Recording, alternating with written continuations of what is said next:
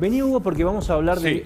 del tema de esta semana, que es la Sí. inseguridad. Y yo quiero saber quién tiene razón, si tiene razón Aníbal Fernández, si tiene razón Jessica Rey, la vocera de Axel Kicillof, o Contegram, o Vidal, o Rodríguez Larreta, o Hugo Machiavelli. Yo creo que la tiene Hugo Machiavelli. Permitime que, para explicar todo este mare magnum de información y de confusión, un hecho complejo que no es nuevo en la Argentina, que tiene que ver con las detenciones, pongamos 2 o 3 datos sobre la mesa para entender responsabilidades y números. La cantidad de superpoblación en la provincia de Buenos Aires excede, por supuesto, la capacidad de albergarlo en cárceles que están en malas condiciones, y esto no es nuevo. El gobierno anterior terminó uno de los servicios penitenciarios nuevos, pero no alcanza.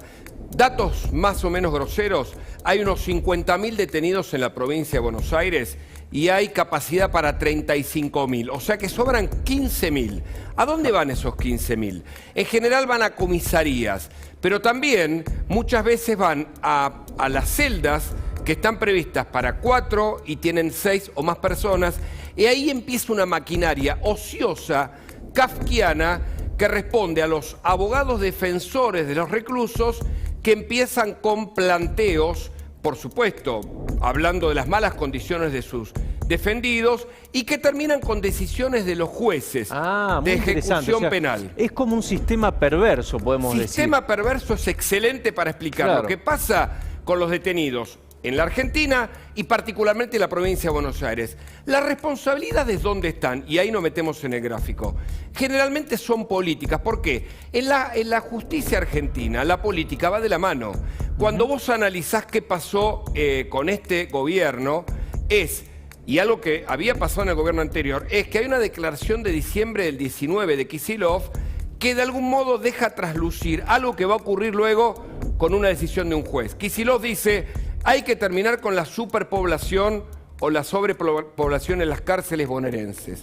Eso finalmente, implícitamente impacta en una decisión del presidente de la Corte Suprema bonaerense. Eso fue el año pasado. Eso fue en diciembre del 19. Diciembre del Ni bien 19. asume Axel Kicillof en la provincia de Buenos Aires.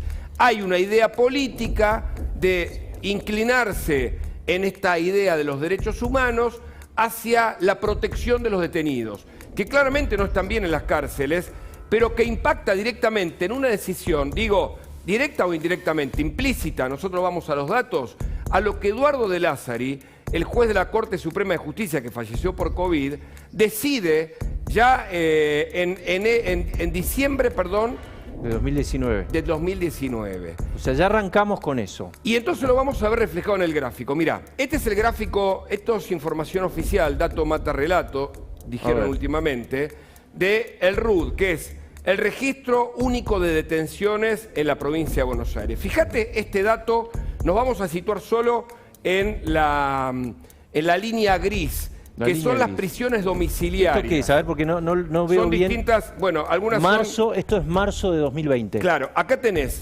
diciembre del 19. Perfecto. Ahí tenemos que situarnos sobre la línea gris, que es donde ocurre el disparo. Fíjate, si bien antes había ya algunas libertades domiciliarias, acá ocurre un episodio que es primero político y que después es judicial. Insisto, la Corte Suprema bonaerense recomienda prisiones domiciliarias. El planteo del gobernador y después la decisión de la Corte Suprema. De la Corte Suprema. La Suprema Corte sería. Ahí está, Suprema Corte bonaerense. Luego, ya en febrero, fíjate, en enero y febrero esto se dispara. Se dispara a raíz de 2 cuestiones, y sobre todo en marzo. Lo que vos ves impactado en este gráfico ocurre antes. Los hechos judiciales que explican este lanzamiento de la curva vienen ocurriendo a partir de los pedidos que hacen los abogados de la defensa de los detenidos, que termina impactando en estas libertades. Acá, después del fallo de Eduardo de Lázari y la Corte Suprema de Justicia, existe un fallo de Julio Contegrán, que hay que aclarar, es el jefe de los fiscales y de los defensores, no es el hombre que resuelve en el ámbito de la justicia de los jueces, de ejecución penal sobre todo, o de garantías eventualmente. ¿Qué recomienda Contegrán? Si van a generar libertades domiciliarias, tengan en cuenta el tipo de delito. No vaya a ser cosa que liberen a personas que tienen delitos muy graves y que son el preámbulo, preanuncian algo que terminó pasando en la Argentina. Eso es lo que dice Contegrán, que tuitea hoy, esta mañana, la vocera de Kicillof. Exactamente, es decir, él recomienda el 16 de marzo que tengan en cuenta qué tipo de penas, ya que el juez de la Corte Suprema bonaerense, del máximo tribunal de la provincia de Buenos Aires, dice, den libertades domiciliarias, esto ya a principios del año pasado, antes de la cuarentena.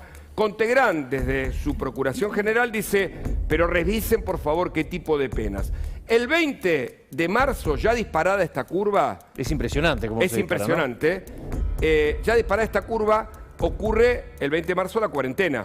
Claro. Esta curva se dispara y va a ocurrir otro episodio fundamental que va a marcar aquel pico de libertades, que es la decisión del juez Víctor Violini, un juez muy polémico que entre el 20 y el 23 de abril firmó la libertad domiciliaria de unos 2.300 presos.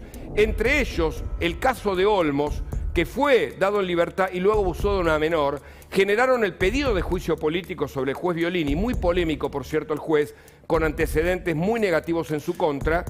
Hugo, cada tanto Bernie vuelve sobre este tema, sí, ¿no? Es como que... por supuesto, porque mirá la curva de las libertades domiciliarias, claro, que son, insisto, son lo que determina que muchos de estos criminales vuelvan a las calles y esto va a bajar luego frente a la advertencia y la puesta en escena en los medios de comunicación de la gravedad de las libertades domiciliarias para estos delincuentes. Otra vez, Bernie, de este tema. ¿Lo tenés a Bernie? Dale.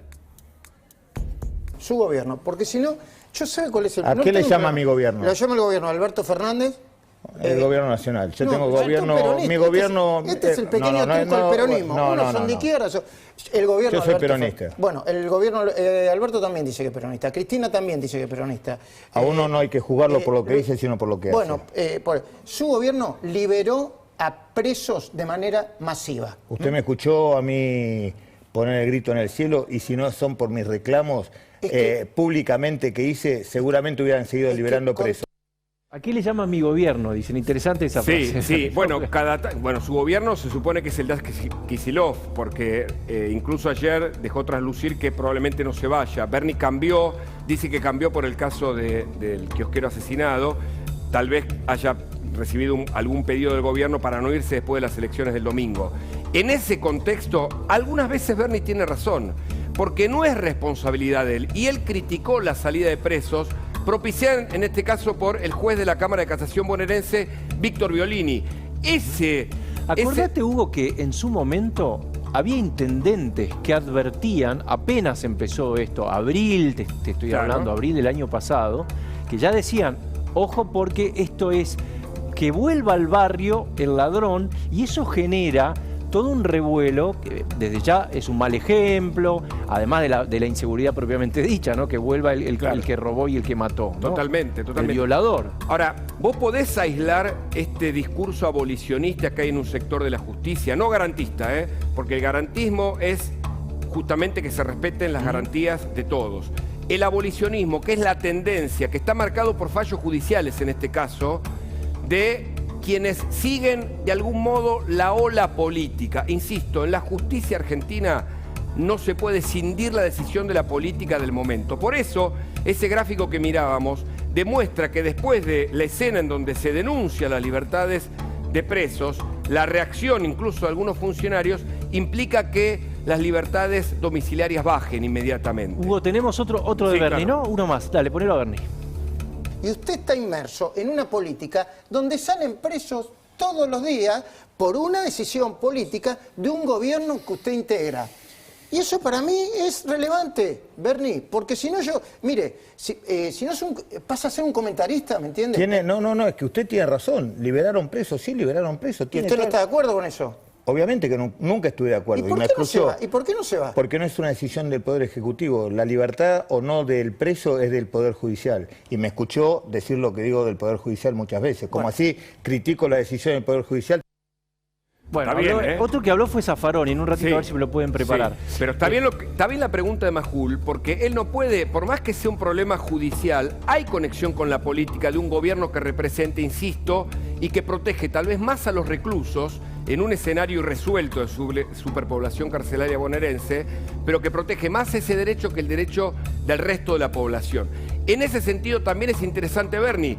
Ahora, ¿qué termina pasando? Bernie, que fue el único que habló con la familia también, ¿no? Sí. Que fue a verlos. Y que incluso el padre de Roberto reconoció que a veces Bernie tiene razón, ¿viste? Increíblemente, a veces dice, porque Bernie pone la cara por un lado, pero por otro lado no termina de resolver un escenario que le es propio en un sentido, porque lo judicial no depende de él, pero sí depende de él, la prevención sí depende de él, que la bonaerense funcione mejor. Una línea ideológica y una discusión. ¿Lo tenemos a Zaffaroni? Porque habló de esto Zaffaroni hace un rato. Dale, ponelo. Y encerrar perejiles es, reproducir delincuencia. Cuando usted dice encerrar un perejil, ¿a qué se refiere? Y me refiero a ladroncitos, a cosas de esa naturaleza. No se puede tratar a un homicida, a un violador, cosas así, un psicópata de la misma manera que se trata a un idiota que se lleva un celular. Si va a llenar la cárcel de tontos, y bueno, los tontos salen deteriorados, salen estigmatizados, y bueno, eso le reproduce delincuencia en lugar de prevenirla. Hay un problema intelectual en quienes siguen a Zaffaroni, porque todo se confunde. Michel Foucault fue un filósofo, se lo lee en el marco de la filosofía del derecho, pero se lo entiende mal. El abolicionismo que nace post-Hitler en Alemania es justamente para dejar afuera de los delitos a los gitanos, a los judíos, a todos aquellos que habían sido incriminados injustamente por un régimen totalitario. ¿Sabes cómo se lo empezó a aplicar acá? Post-dictadura, suponiendo que el delincuente ya no es delincuente, es alguien en conflicto con la ley.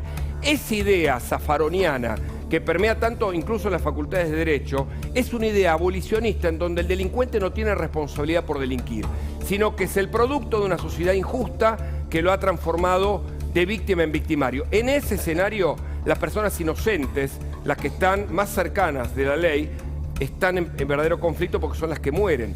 Por eso lo de Zaffaroni, además de estar viejo, está desactualizado y genera una corriente todavía en el derecho argentino que muchos siguen, pero muchos siguen sin seguir lo que está pasando en la realidad, que es el impacto, insisto, de la gente que no da más frente a la muerte y al derramamiento de sangre inocente.